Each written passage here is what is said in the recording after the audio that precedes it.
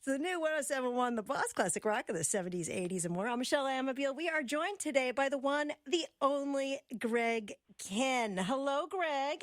Hey, I'm very happy to be on the show with you today. It's a great mood. Of course, I'm half a country away from you. And it looks like you got some real foul weather out there, but we're heading out anyway. So we're heading towards the East Coast, and hopefully we won't go right into a hurricane of snow. Well, we're digging out of the bomb cyclone right now. Doesn't that sound like something you get at Dairy Queen or something, like a blizzard? Yeah, sounds good. I have 2 bomb cyclones. With sprinkles. Yes, exactly. And hot fudge, but just wait, it's a little slushy. I'm just kidding. Oh, it sounds great. You're making me hungry. Exactly. So you are going to be headlining at McLuhan's Supper Club, January 13th. That's Saturday night with the Ben Arnold Band playing. Big evening that night. The big stage for Bob's birthday bash for a light of day, Asbury Park, Paramount Theater. It's going to be an amazing night of music. And let's talk a little bit about the charity. It's all the proceeds, a portion of the proceeds are going to be going to Parkinson's disease. Do you know Bob? Have you had any contact with Bob Benjamin? No, not really. But I mean, I know a lot of people that have had to. That's hard to say. A lot of people that have had to deal with Parkinson's disease, and it's no day at the beach. And I'll tell you, of all the things that you could contract, I mean, that's like horrible. So we're just trying to do our best to support a good cause and open up people's eyes about Parkinson's disease. And as usual, it's a fantastic lineup. It's a week long of Winterfest events, which happens all week in Asbury Park. It's basically by the end of the week, everybody's exhausted, but feeling good and feeling really, really good about all the good that the Light of Day does. Tony Palagrosi puts this together every year, and people like Willie Nile and Jeffrey Gaines and James Maddock and Joe Durso, everybody gives their time to perform. It's a 10-day festival, and it starts in Montclair, and then there's going to be a tribute to Tom Petty, one of the nights. So cool. Yeah, I was a good friend of Tom's, and geez, it's been really tough the last year. How many great guys did we lose? We lost Tom Petty. We lost David Bowie. We lost Jay Giles. And my God, it's been horrible the last couple of months. Absolutely. But the way we honor them, especially here at the new 1071, The Boss, is by playing the music and by reporting on all the tributes and all the reissues that always come out on the bands. We're still always talking about all things Bowie and the new Bowie book club that's been started. So we keep the torch burning. Yeah. You got to keep that pilot light lit because, it's a very transitory thing, Guys like us, musicians that basically lifers, there's really nothing. This is where you wind up. You're either working with a couple of charities to bring about some changes in our society, but it's always like, oh my God, I didn't know that guy had Parkinson's disease. It's crazy like that. But here we are, and we're going to be supporting it and. Like you say, we're part of a larger group, and we're really going to make a dent, and that's what I like about it.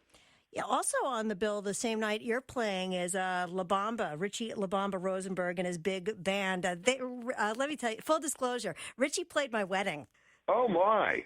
You're kidding. Yeah, Richie and Mark Pender. We had Tim from Tina Turner's band playing and everything. They're the best band ever. They can play anything. Wow. That's really cool. At your wedding? That was my wedding band. Oh, man, that's great. I was like, you know what? If I'm going to get married, I'm a DJ already. Let's not do a DJ. Let's do a band, and let's do, something really Jersey Shore. Listen, when I was a DJ, I used to marry people in weird places. I had one of those marriage licenses where I could perform marriages.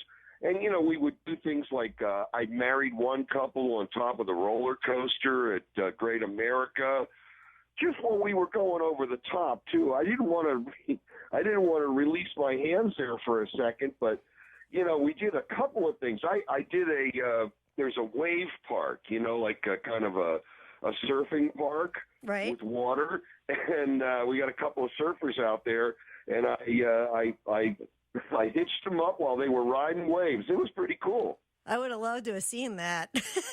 I'm like, first of all, I was just, like one of these guys, like, show up at this time, Greg, and, go to this address and do that. And I get there and I go, wait a minute, hold it. This is a stockyard? I'm going to be, I would always be something weird. And I'd always say, are you guys sure? You want me to do this on the top of the roller coaster? But no, they always were. So, I had a career where I was hitching up guys left and right. That's the thing about DJs. We have the best stories. Oh, yeah, we do. And, the nice thing about being a DJ is you hear a lot of this stuff, and the guy that it's hurt, that it's going to be knocking out. And, of course, I've been known in the Bay Areas. I know all of these other guys in bands. I mean, everybody out here is pretty close. Huey Lewis and Steve Miller and the Doobie Brothers and people like and that. Journey. And, every once in a while you run into people and they go, hey, I just ran into Sammy Hagar about 2 months ago. It was a similar charity situation. And, Sammy was saying, I told Sammy I couldn't, my drummer couldn't go on the road because he was making too much money doing real estate. And he goes, well, here, take my guy. He's, he doesn't do anything right now in the off season. So we got Dave Lauser, and turns out he's unbelievably great drummer. He's kind of like a Keith Moon guy. And, and it was nice because all the other bands they're kind of, they're rooting for each other, and they're saying, hey man, you're going to be doing that with that guy? Beautiful. So we got Dave Lauser in the band now. He's great. And of course, one of these days, Huey's going to blow a whistle and Dave's going to go running like a big dog. Oh, gotta go. Got another gig here. See you later. And that's the news. And there it is. Film at 11. Well, Greg, I got to talk to you about this new. This is the first album in 21 years. First of all, it rekindled. I'm thinking of reading a book on my Kindle. There's just so many things you could do with your last name, and you always have. Conspiracy. It's like just all the plays on your last name on all the albums. Is that unbelievable? I know. I grew up not knowing that. You know what I mean? I had no idea. How many albums have I had with Kihn in the title? Contagious, Consolidation, Rekindled. Good, there must have been 20 of them. And, I tried to get out of it. We did two albums years ago without Kihn in the title, and they both stiffed. So it was like, okay, we're going back to the Kihn thing. And my God, we do 20 albums over the years. One of the really interesting things about me was over the years, I bought back all of my old stuff from the record companies. Whenever there was an auction or some kind of a sale, I'd be there and I bought all my old masters, all my old recording masters, all the publishing, everything. And now I own it. And I've been re-releasing everything on the website. So if you're a Greg Kihn, kind of a fan, it's one-stop shopping. It really is. Just throw some more Kindle on the fire. I'm kidding. I just keep going.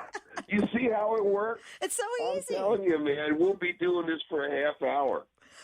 But we could go all day, especially since there's so much to talk about with this new album. First of all, the videos are really cool for The Life I Got. I love that whole 50s thing, like the mannequin and the girl in the store window and the old TVs. It's like I remember when we were sitting down to do that, and our director said, hey, we got to get some pink-haired girls in here. Wait a minute, pink-haired girls? No, and a couple with blue hairs, too. So I don't know. I have over the years, I've made a lot of really great videos. Probably Jeopardy was the most famous one. Yes, it was. And, Even Weird Al Yankovic had some fun with it. oh, yeah, I'm telling you. And God bless Weird Al, by the way. You know, I still get mailbox money from that man. Really? Yes. And it's been years and years. He put the I Lost on Jeopardy on a multi-platinum album, Weird Al's Greatest Hits. And, you know, what can I say? I'm getting checks from it, like, you know, every couple of months. It's great. And I love Weird Al. He's like one of the great guys of all time. Well, he called me up and asked me, hey, is it okay if we do a version of Jeopardy? And I said, absolutely, man. I was flattered that somebody wanted to do my song. And, you know, you really have not arrived in the rock and roll world until you've been parodied by Weird Al. That's where you know you've been accepted.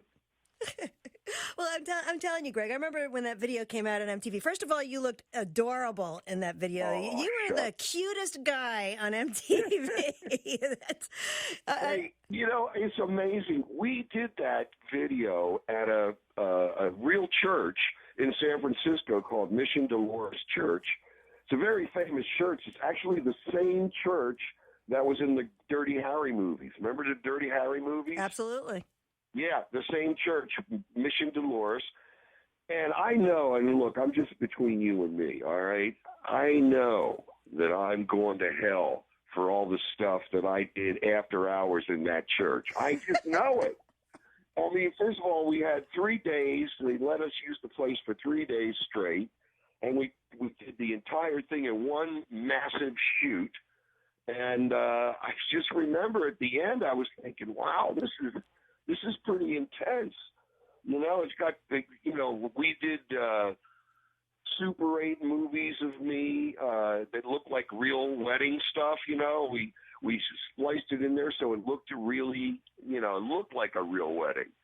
And but I tell you, I am going to definitely go to hell for what I did in that church after hours. Oh, my God, the things we did. Absolutely. You know, it's the one song we still play the breakup song like almost every day here at the new 107.1 The Boss, by the way. It's got legs. That song's got legs. It so does.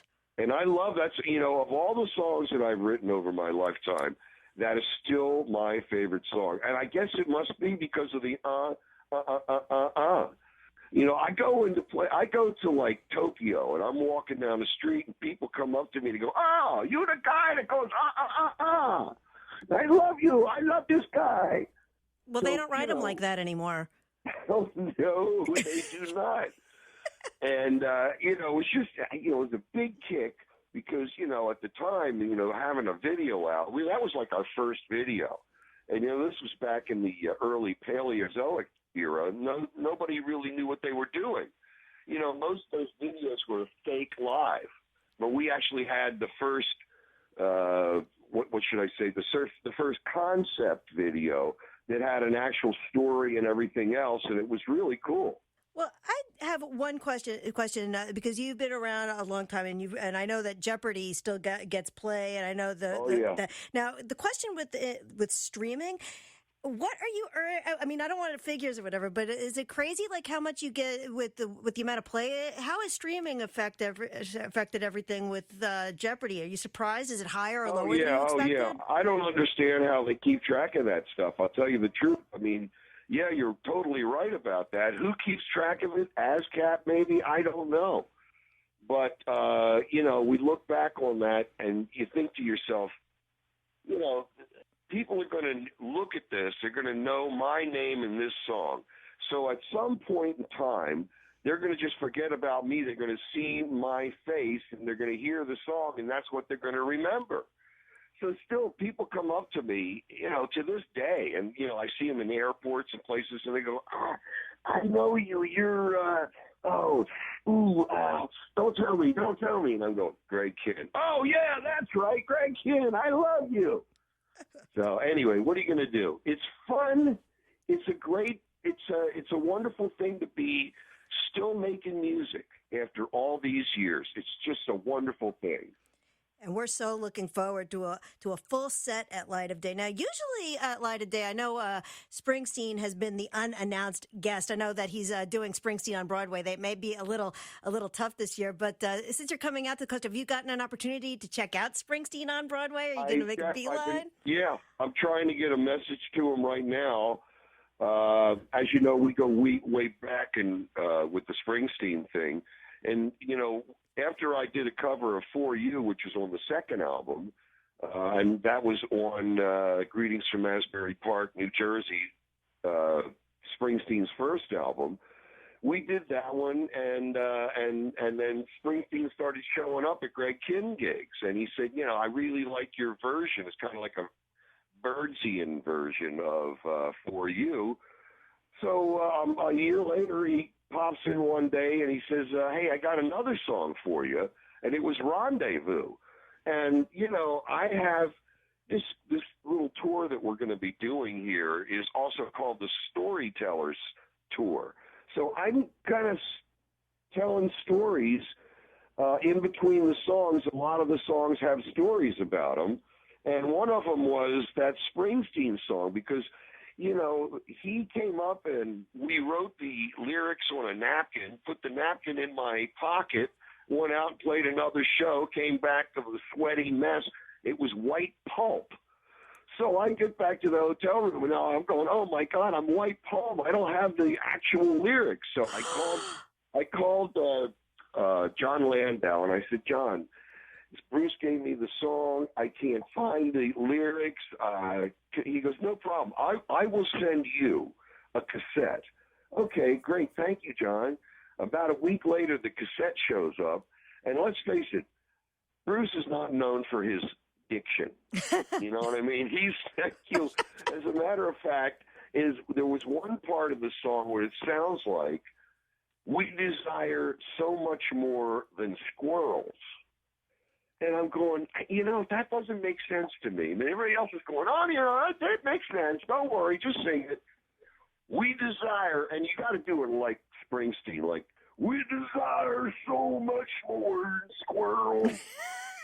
I'm thinking, what the hell? So about 3 months later, I'm at a gig. Springsteen walks up to me and he goes, Greg, there ain't no squirrels in that song, brother. I'm like, what? You mean you could have told me a year ago that there were no squirrels in the song, but hey, it sounds better with the squirrels in there, to tell you the truth.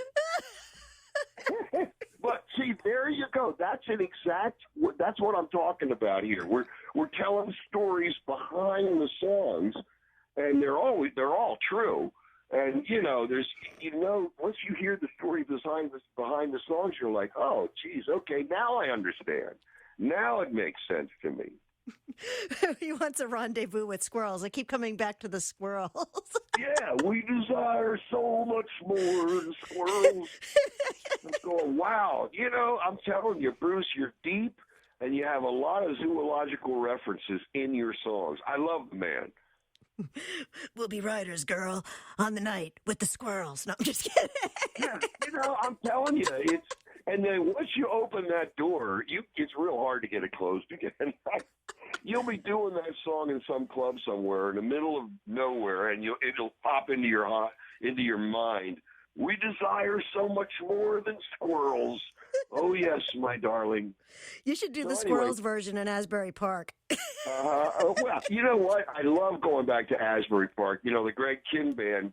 We've always had a great relationship with Asbury Park. We played all the places there over the years, and I always to me it was the ultimate seaside resort, and I just loved it. We used to go there every year. Now, for a long time when I was on the radio, I didn't travel too much. But I'm telling you, since I got fired from doing the morning show on KFOX in San Francisco, I've been having a ball.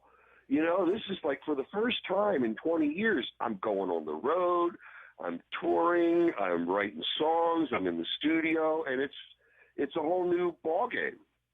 You see, you're one of us, Greg. You're one of us. You're the DJ guy, just like me. Yeah. Oh yeah, oh yeah. The nice thing about it is everybody loves music. Everybody loves what you're. And they may not like what you're doing, but everybody loves music.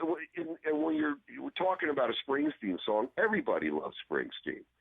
And you look at this guy. He's been over the years. He's been everything. I remember going out and seeing him way back in the early days, and it was, for instance, I would get in, there'd be a line of people at his dressing room door, and they're all waiting to get in because they want to go in. It's like seeing the Pope, right? And there's a big fat guy in the front at the door, and I know the guy. His name is Tiny. I knew him because he was a bouncer at a club that I used to play at. And years ago, I think I removed a thorn from his paw. But anyway, he was huge. And he says, "Is that Greg? Get on in here. Get in here." And I'm like, all right, okay, all right. And I go in there, and there's Ed Bradley and Mrs. Springsteen, Bruce's mom, and Bruce, and they're getting interviewed for 60 Minutes. And I'm like, wow, this is really something. And I walk in the door, and he says, "Oh, let's take a 2-minute break." So we go over. He's got a little bar area. We do a couple of shots of tequila, and I said, "Hey, Bruce, how come you let me in here and all these other people are out in the hallway?"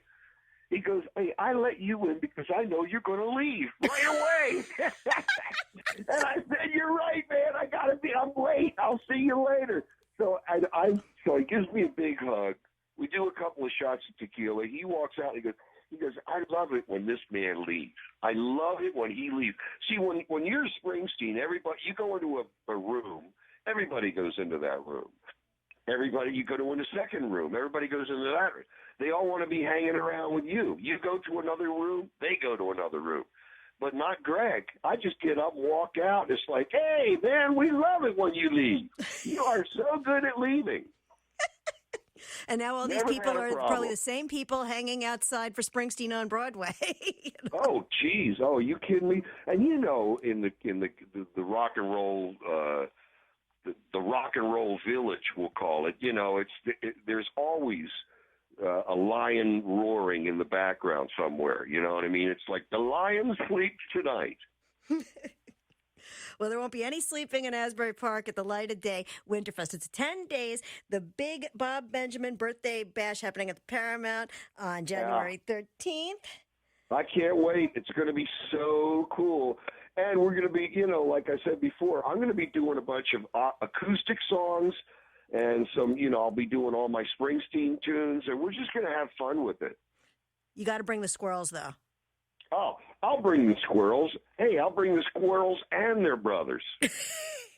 And Alvin and the Chipmunks. You'll have a good time, right? Alvin! Thank you, Greg. God, this has been fun. Normally interviews aren't this much fun. What the heck happened here? Well, like I said, we're the few, the proud, the DJs. We can talk. We speak each other's language of DJ love. Yeah. And I tell you, I'm really looking forward to this.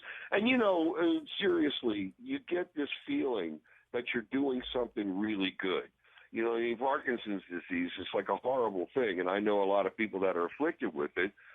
But, at some point in time, it's like, geez, I've been everywhere, done everything.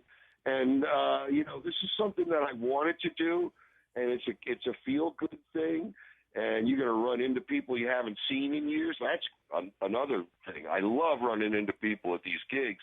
Some of them I haven't seen in 20 years, so that's going to be great. And I'm really looking forward to it. And you really got to get a tour of that brand new Asbury Hotel if you haven't seen it already. It's beautiful. Oh, yeah. I wonder, Danny Clinch's... It's a far cry from the places that we used to play. We used to stay at some really funky places back when we were first starting out. But you know what? Like I said before, it's a great opportunity, and I feel like we're striking a blow for the good guys. Absolutely. Greg, thank you. We will see you in Asbury Park Saturday night, the 13th. Thanks for checking in. And thank you, and I'll see you at the gig. Absolutely. Thank you, Greg. Kihn, the new 1071, The Boss.